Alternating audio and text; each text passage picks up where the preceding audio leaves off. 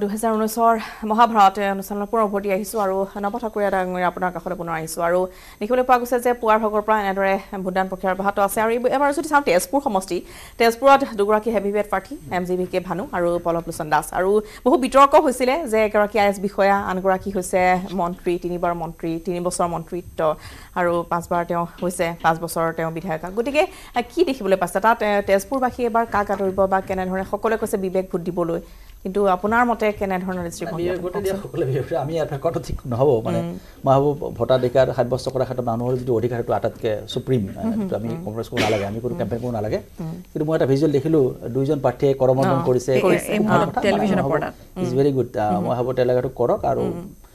তেওঁলোকে যি সভা সমিতিয়ে যি সমালোচনা কৰিছে কিন্তু খুব মাৰ্জিত ভাষা মাৰ্জিত কৰিছে আৰু তেজপুৰ এটা আমাৰ কালচাৰেল কেপিটেল বুলি ক'ব পৰা যায় তেজপুৰখন সমৃদ্ধ হৈছে জ্যোতি প্ৰসাদ আগৰৱালা বিষ্ণু ৰাভা ভূপেন হাজৰিকা গতিকে তেজপুৰখন আৰু ভাল হ'ব লাগে মোৰ মতে যিয়ে বিজয় হয় মোৰ কোনো অসুবিধা নাই তেওঁলোকে যাতে সেই অঞ্চলৰ কিছু কাম কৰে আৰু তেজপুৰ সঁচা অৰ্থতে এখন তীৰ্থনগৰী বা এখন সাংস্কৃতিক মহানগৰ বা সাংস্কৃতিক ৰাজধানী হ'ব পাৰে এই যিটো পটেঞ্চিয়েল এই পটেঞ্চিয়েল যিটো যদি কৰে বা ইলেক্ট্ৰেটে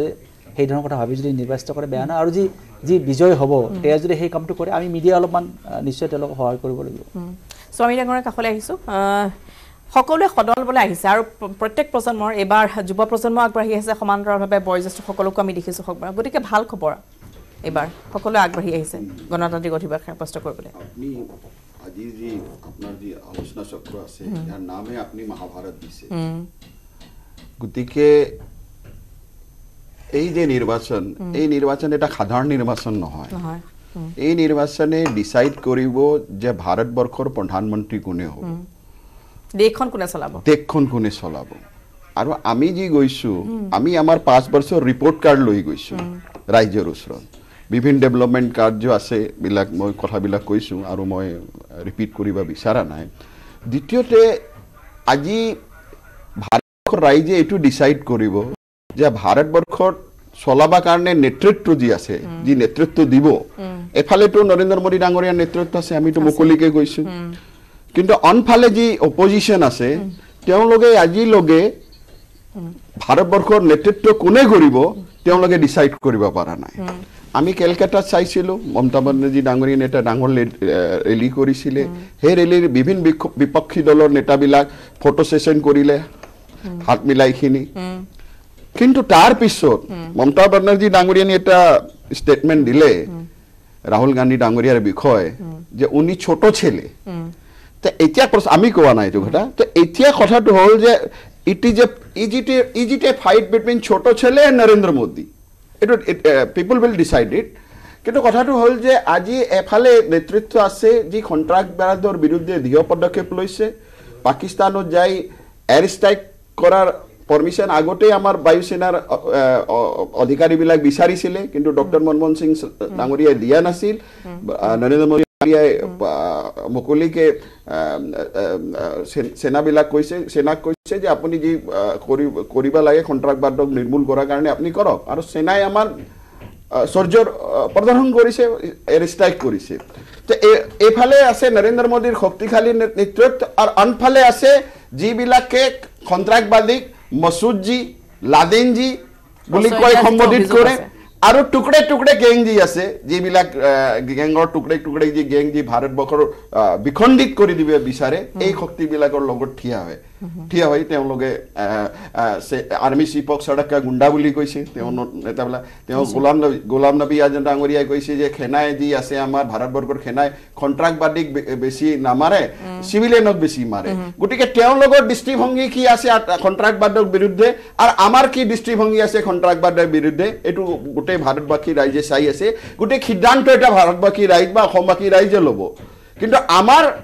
স্পষ্ট নীতি স্পষ্ট নেতা তেওঁলোকৰ স্পষ্ট নীতিও নাই স্পষ্ট নেতাও নাই আৰু তেওঁলোকৰ বিশেষ কথা আছে ৰাজনৈতিক ইস্যু নাই আৰু যেনেকৈ আমাৰ খুব সুন্দৰকৈ আমাৰ ডেকা ডাঙৰীয়াই কৈছে যে কলিয়াবৰত যেতিয়া বিশেষকৈ আপুনি যেতিয়া প্ৰশ্ন কৰিলে তেখেতে কৈছে যে এটা সাংসদে 5 কোটি টকা কৰি পায় 5 বছৰত গৌৰৱ গগৈ ডাঙৰীয়া 25 কোটি টকা পালে কিন্তু মাত্ৰ খৰচ কৰিলে 13 কোটি টকা 13 কোটিও খৰচ কৰিব পৰা নাই গতিকে এতিয়া চাওক এতিয়া যি এফডিআই যি এতিয়া আমাৰ হাইয়েষ্ট এফডিআই আমি পাইছো 62 billion USD dollar US dollar কিন্তু পোৱা আগতে যায়, সংসদ FDI পুঁজি আগত আছিলে- চাইনাৰ 1 নম্বৰত আছিল এতিয়া বিভিন্ন ডেভেলপমেন্ট হৈছে আপোনাৰ Development হৈছে, কিন্তু 9.3 কোটি সংসদ মানুহ পুঁজি আচলতে টয়লেট প্ৰয়োগ কৰিব পাইছে লাগে। এটা 2.5 কৰোৰ মানুহে ঘৰ সমষ্টি পাইছে 7 কৰোৰ মানুহে LPG সিলিন্ডাৰ পাইছে 33.8 কৰোৰ মানুহ নিউ বেংক একাউণ্ট খোলা গৈছে 50 কোটি মানুহ আয়ুষ্মান ভাৰত যোজনাৰ পৰা বেনিফিটেড হৈছে আৰু আনএমপ্লয়মেন্টৰ কথাবিলাক উত্থাপন কৰে আমাৰ বিৰোধী দলৰ কিন্তু নেতা সংসদ পুঁজিৰ উচিত মই কৈ আছো আনএমপ্লয়মেন্ট কথা আমাৰ বিৰোধী দলৰ নেতাবোৰ কয় মই আপোনাক কৈ আছো আপুনি শুনি আছি ৰব যে মুদ্ৰা যোজনাত প্ৰায় 17 करोड़ मानुए मुद्रा योजना दूसरों को उनके बारे में खड़ा करके तो देखो पता लग जाएगा किसकी क्या हाइट है। तो आप मानते हैं कि एक बार फिर से मोदी की सरकार बनने जा रही है? इतने से ज्यादा नहीं, आज़ादी के बाद से कई सरकारें रही हैं। देखिए कुछ लोगों ने जातियों के नाम पर, मजहबों के नाम पर और गरीब अमीरों के नाम पर देश को बहुत तोड़ा है, आपस में घृणा नफरत पैदा की है और उनकी फितरत सारा देश जानता है। जो सबको साथ में लेकर के सबके विकास की बात करे, सबका हित चाहे और अपने लिए कुछ ना चाहे, ऐसे व्यक्ति को वोट करना चाहिए। और इतनी बात कहने से लोग समझ भी रहे हैं कि मैं क्या कहना चाहता हूं, क्योंकि आज राजनीतिक तौर पर देश काफी जागरूक हुआ है। बाबा जी राष्ट्र में राष्ट्रवाद बड़ा मुद्दा हो, ब्लैक मनी क्यों नहीं? राष्ट्रवाद भी बड़ा मुद्दा है और काला धन, भ्रष्टाचार, महंगाई, बेरोजगारी, गरीबी, देश का विकास भी बड़ा मुद्दा है। किसानों के भी मुद्दे हैं, जवानों के भी मुद्दे हैं, शिक्षा, स्वास्थ्य सहित देश की समृद्धि के सारे कौर इशू अभी भी बरकरार हैं। लेकिन इन सब मुद्दों में राष्ट्रीय सुरक्षा से कोई समझौता नहीं करना चाहता। देश ही नहीं बचेगा तो हम कैसे बचेंगे? इसलिए हम तो गीत ही गाते, हिंदू के लिए न मुसलमान के लिए, जीना है तो जिए हिंदुस्तान के मुसलमान इन्हें नहीं देंगे। देश न रहा तो हम कैसे रहेंगे? सोचना है हम हिंदुस्तान एक है लहूकारक पहचान के लिए, हमको एक बड़ी सोच के साथ বাবা ৰামদেৱৰ যোগাগুৰু বাবা ৰামদেৱৰ ভাষ্য তেওঁ ভোটাধিকাৰ সাব্যস্ত কৰি আহিছে। সময়ত বিৰতিৰ এইখিনিতে